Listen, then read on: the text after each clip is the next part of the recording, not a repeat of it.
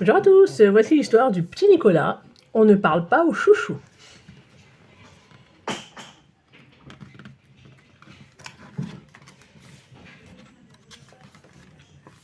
Cet après-midi, à l'école, il y a cours de calcul. La maîtresse a posé une opération au tableau et a appelé Clotaire, le dernier de la classe, pour la résoudre. Évidemment, les garçons ne trouvent pas la réponse et restent devant le tableau, les bras ballants. Mais ce n'est pas compliqué, Clotaire. Connais-tu ta leçon au moins?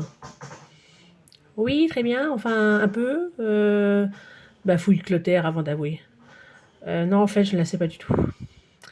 Pour la peine, tu me copieras 100 fois la phrase « Je dois apprendre mes leçons » et tu feras signer ton cahier par tes parents, décide la maîtresse. La cloche sonne. Clotaire sort de l'école, le cœur gros. Je n'ai pas de chance, c'est toujours moi qui récolte les punitions, fit-il au copain. Et pour ne rien arranger, Agnon vient ajouter son grain de sel. Mon papa dit que les cancres, ils finissent en prison, déclare-t-il de sa voix de chouchou. C'est pour ça que moi, je travaille bien. Même qu'un jour, je serai directeur d'école. Et mon poing sur ton nez, il sera directeur lui aussi, s'énerve Eudes en leva le bras. T'as pas le droit de me taper, j'ai des lunettes, déglutit Agnan. Il se sauve en courant, ce qui fait bien rire toute la bande, sauf Clotaire. Ne t'en fais pas, essaye de le consoler Nicolas. Malheureusement, rien ne déride Clotaire, qui s'éloigne tristement. Le lendemain matin, surprise! Clotaire apparaît dans la classe avec des lunettes sur le nez. La maîtresse annonce « Comme vous pouvez le constater, votre camarade a une mauvaise vue. Je compte sur vous pour le traiter avec gentillesse. » Clotaire va s'asseoir à côté d'Agnan. Bizarrement, à la question « Qui veut réciter sa poésie ?» il s'empresse de lever la main. « Clotaire ?» demande la maîtresse stupéfaite. « Tu es sûr de toi ?» Ce dernier hoche la tête et commence. La cigale et la fourmi, la cigale ayant chanté tout l'été, se trouva fort dépourvue quand la bise fut venue. Vous l'avez entendu? Souffle Eudes en se tournant vers leur copain. Il est devenu super fort en classe. Clotaire poursuit. Elle alla crier famine chez la fourmi, sa voisine. Mais un cri l'interrompit. Non, mais ce n'est pas juste, t'as pas le droit de faire ça. Agnon? S'étonne la maîtresse. Mais qu'est-ce qui te prend? C'est moi, le chouchou, hurle Agnan à bout de nerfs. C'est pas lui! En se jetant de sa chaise, il se roule par terre en pleurant, comme un bébé qui pique sa crise. Pendant la récréation, les enfants font cercle autour de Clotaire. Ses lunettes passent de main en main. Chacun veut les essayer. Tu pourrais nous les prêter pour les interros réclame Nicolas.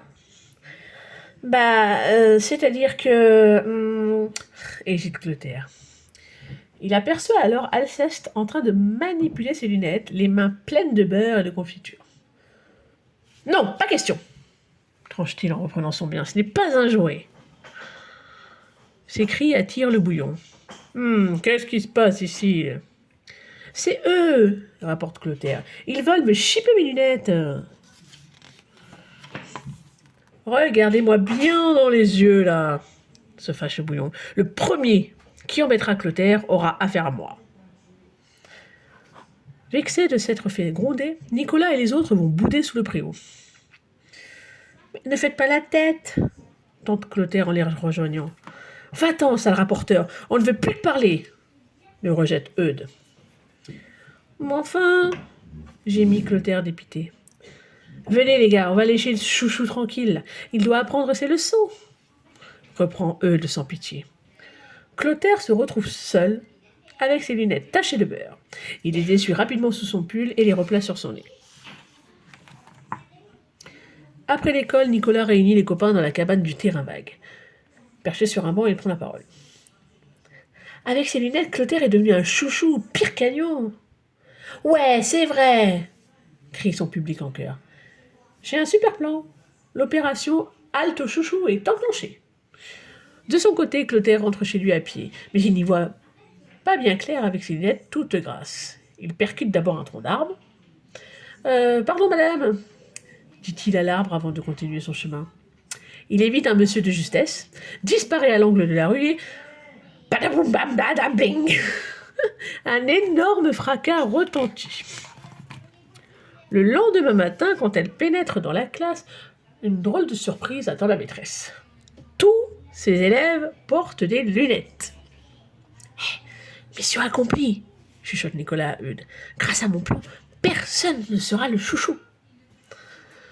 Il n'a pas fini sa phrase que la porte de la classe s'ouvre sur le surveillant.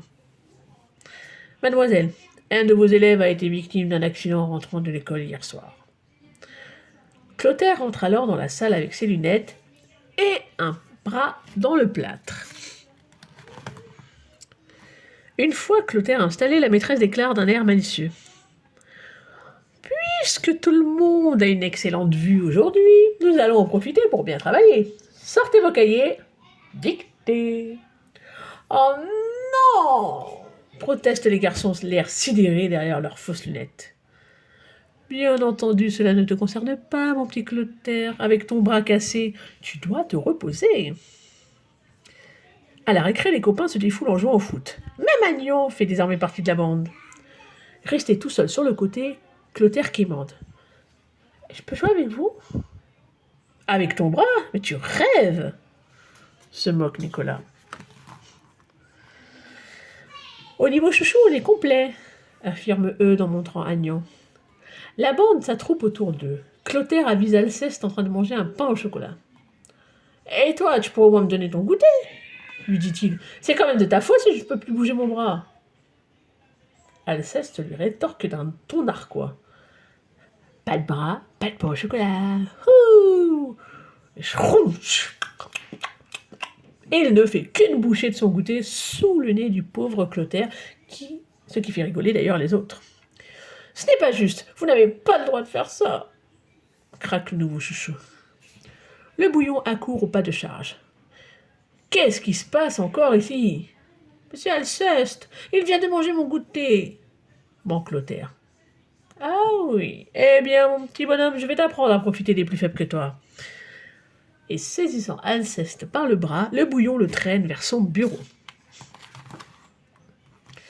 À la fin de la journée, Nicolas et les autres se réunissent à nouveau dans la cabane du terrain vague. Le chouchou est fort, très fort, clame Nicolas devant ses copains. Il faut passer à la phase 2 de notre plan. C'est parti pour l'opération Le Plâtre de la dernière chance. Le jour suivant, tous les garçons débarquent donc à l'école avec un bras dans le plâtre. « Mais vous êtes devenus fous !» s'exclame leur institutrice. « Ça vous amuse de vous déguiser en... » Mais une voix l'interrompt. « Bonjour, mademoiselle. » Tout le monde se retourne et découvre Clotaire, sans lunettes, ni plâtre. « Je ne veux plus être le chouchou, » chuchote Nicolas. « Je préfère rester dans la bande. »« Mais ton bras ? » ?»« Oh, c'était juste une petite foulure. Mais tes lunettes ? Elles me faisaient mal à la tête. » En classe, les deux garçons se réconcilient.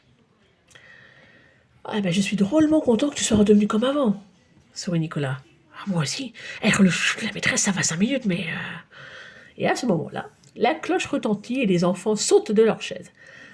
« Où vous allez comme ça, là ?» les arrête la maîtresse. « Vous allez retourner à vos places et réviser vos tables de multiplication. »« Mais mademoiselle, c'est la récré !» proteste Eudes.